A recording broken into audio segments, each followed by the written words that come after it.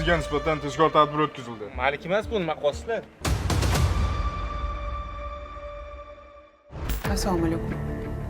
Vaalaykum assalom. Qalaysiz? Uzunmisiz? Shu boya gaplashgan masalamiz bo'yicha. Yaxshi-da, gaplashib qo'ydim. Hal qilsak bo'lar ekan. Shu etilgan summa bo'ladi. Olib keldingizmi? Ha, olib keldim mana. Yana bitta xizmat bo'ladi sizga.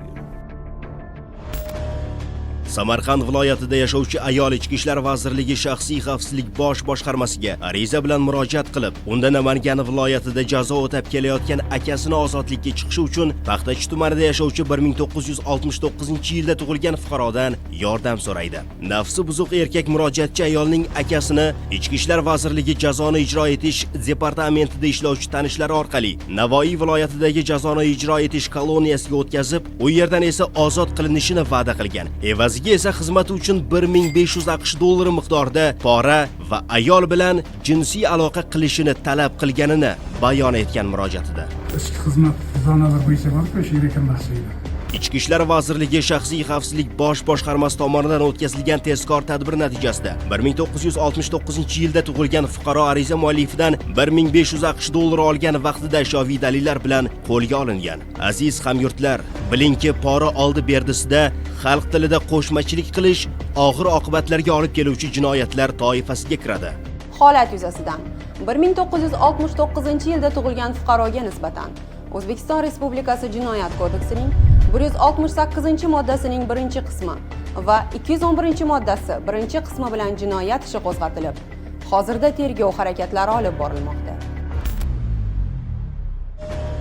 Qonunni himoya qilish kerak bo'lgan qo'l poraga cho'zilsa, adolat orqaga chekinadi. Ichki ishlar vazirligi tizimida esa adolatsiz tovlamachilarga aslo o'rin yo'q.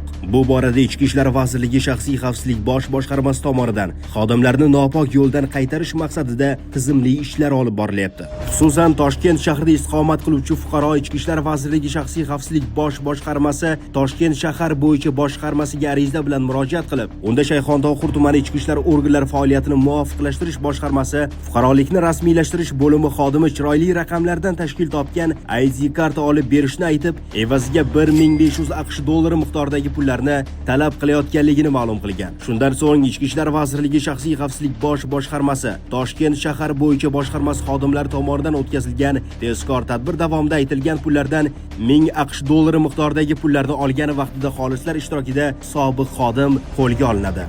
Mazkur holat yuzasidan tuman migratsiya va fuqarolikni rasmiylashtirish bo'limi xodimiga nisbatan O'zbekiston Respublikasi Jinoyat kodeksining 210-moddasining tegishli qismi bilan jinoyat ishi qo'zg'atilib, hozirda tergov harakatlari olib borilmoqda. Agar siz ham xodimlar bilan bog'liq korrupsion yoki boshqa jinoyatlarga guvoh bo'lsangiz, Ichki ishlar vazirligining 1102 yoki shaxsiy xavfsizlik bosh boshqarmasining 71 kodi bilan 231-31-74 raqamlariga xabar bering. Xabar berganlarning shaxsi sir saqlanishi kafolatlanadi.